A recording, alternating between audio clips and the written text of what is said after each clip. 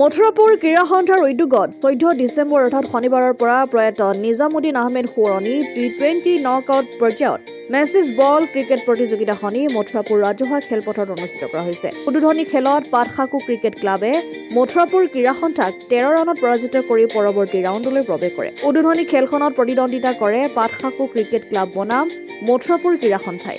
টছত জিকি পাটশাকু ক্ৰিকেট ক্লাবে বেটিঙৰ সিদ্ধান্ত লয় আৰু নিৰ্ধাৰিত 20 অভাৰত 8 উইকেট হেৰুৱাই 113 ৰান সংগ্ৰহ কৰে।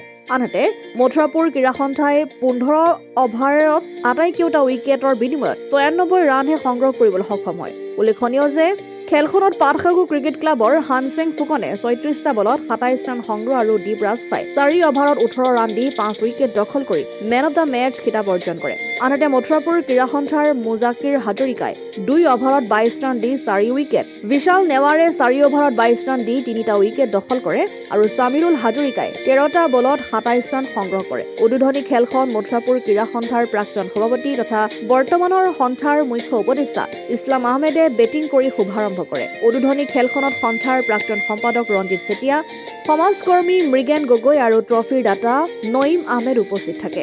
দেওবাৰৰ খেল চৰাইদেউ একাদশ বনাম টেঙাপুখুৰী ক্ৰিকেট ক্লাব প্ৰথমখন, দ্বিতীয়খন খেল লাকুৱা ক্ৰিকেট ক্লাব বনাম দোলবাগান ক্ৰিকেট ক্লাবৰ মাজত অনুষ্ঠিত হ'ব।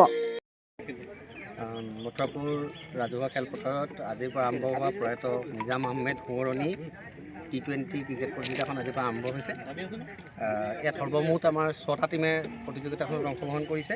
Mathurapur sporting association, Patshaku cricket club, Charaideo 11, Tengapukhuri cricket club, Dolbagan cricket club আৰু লাকুৱা ক্ৰিকেট ক্লাব। এই 6টা টীমৰ প্ৰথমতে নকআউট হ'ব।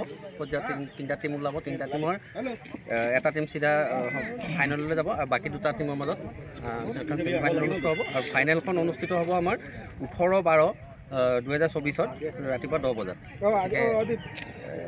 আমি সকলোকে অনুৰোধ জনাইছোঁ যে এই খেলকেইখন আমাৰ উপভোগ কৰি খেলুৱৈ তথা খেলুৱৈসকলক অনুপ্ৰেৰণা আগবঢ়াব। মথুৰাপুৰৰ পৰা ইছলাম আহমেদৰ ৰিপৰ্ট, অসম আদিত্য।